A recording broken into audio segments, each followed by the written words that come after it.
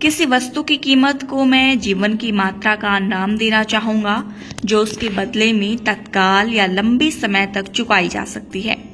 यह लाइन कही है नरी थैरो ने, जो सफल सिद्धांतवादी थे। वह आगे कहते हैं, आप यह जानना चाहेंगे शेयर बाजार में पैसा कैसे कमाया जाता है। मैंने अपने दोस्तों से शेयर मार्केट में काम करने के लिए $20,000 उधार लिए और जल्दी ही मैं वो डॉलर शेयरों में नुकसान होने के कारण गंवा बैठा। मुझे बहुत दुख हुआ। दुख इस बात का नहीं कि मैंने पैसे गंवा दिए, बल्कि इस बात का हुआ कि वह पैसा मेरे दोस्तों का था। वैसे तो वह सभी इतने संपन्न थे कि उनको कोई फर्क नहीं पड़ता था। मैं डर गया था कि उनका सामना कैसे करूंगा, पर मुझे हैरत हुई। उन्होंने इसे बहुत अच्छे तरीके से लिया और आशीर्वाद नजरिए का परिचय दिया। मैंने अपनी गलतियों को समझा, इसीलिए मैंने शेयर बाजार के सफल विषय बर्टन एस के साल्स को खोजा और उनसे परिचय बिठाया।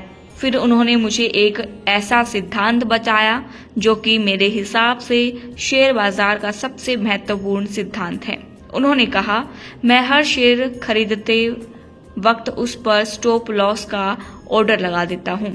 मान लीजिए मैं कोई शेयर $50 में खरीदता हूँ तो मैं उस पर $45 का स्टॉप लॉस लगा देता हूँ।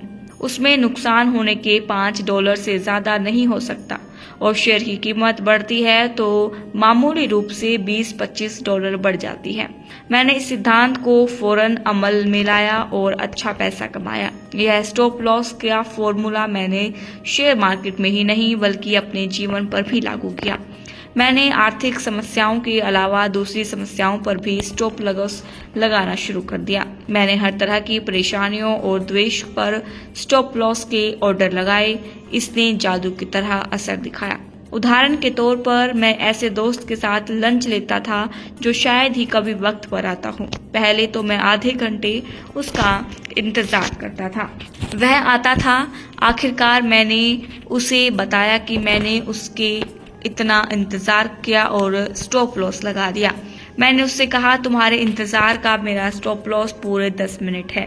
अगर तुम 10 मिनट से लेट आओगे तो हमारा लंच गया।